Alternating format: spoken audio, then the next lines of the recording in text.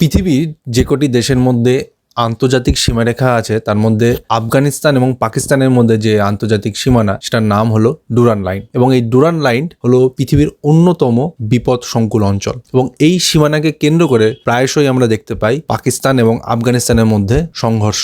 ভারতে সাম্রাজ্য বিস্তারের পর ইংরেজদের চোখ ছিল আফগানিস্তানের উপরে, তবে বিভিন্ন কারণে আফগানিস্তানের উপর ব্রিটেন বা ইংরেজরা নিজেদের সাম্রাজ্য বিস্তার করতে পারেনি। তবে আফগানিস্তানের উপরে যে শুধুমাত্র ইংরেজদের নজর ছিল তা কিন্তু নয়, ইংরেজ ছাড়াও বিভিন্ন ইউরোপিয়ান শক্তিগুলি আফগানিস্তানের উপর নজর রাখছিল।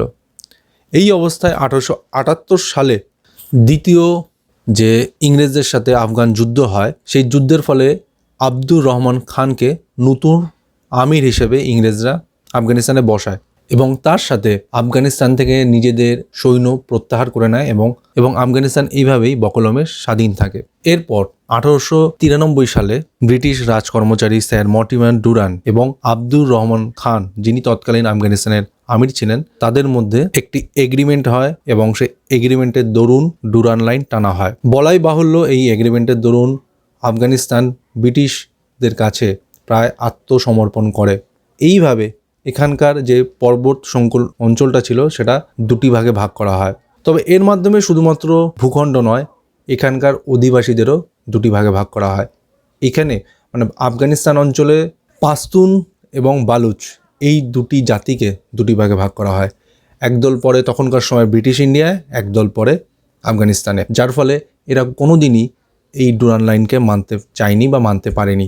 1947 সালে যখন ভারতবর্ষ স্বাধীন হলো এবং দুটি রাষ্ট্রের সৃষ্টি হলো, একটা হলো ভারত আর একটা হলো পাকিস্তান, তখন নতুন করে সমস্যার একটি সূত্রপাত হলো। আফগানিস্তান কোনোদিনই তাদের যে পাশতুন মেজরিটি আছে তারা এই ডুরান্ড লাইন কখনো মানতে চায়নি বা মানতে পারেনি। তারা বরাবরই এই ডুরান্ড লাইনের নতুন করে সেটেলমেন্ট চেয়েছে।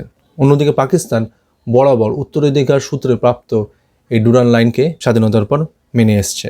ব্রিটিশদের জোর করে চাপিয়ে দেওয়া এই ডুরান্ড লাইন ব্যবস্থা আফগানরা কখনোই মানতে পারেনি, যে কারণে যখন 1947 সালে পাকিস্তান ইউনাইটেড নেশনে যোগদান করতে যায়, তখন একমাত্র দেশ হিসেবে আফগানিস্তান তার বিরোধিতা করে এবং আমরা বর্তমান সময় দেখতে পাই বারবার করে এই ডুরান্ড লাইন অঞ্চল পাকিস্তান এবং আফগানিস্তানের মধ্যে একটি সংঘর্ষের ক্ষেত্র হয়ে উঠে এসছে।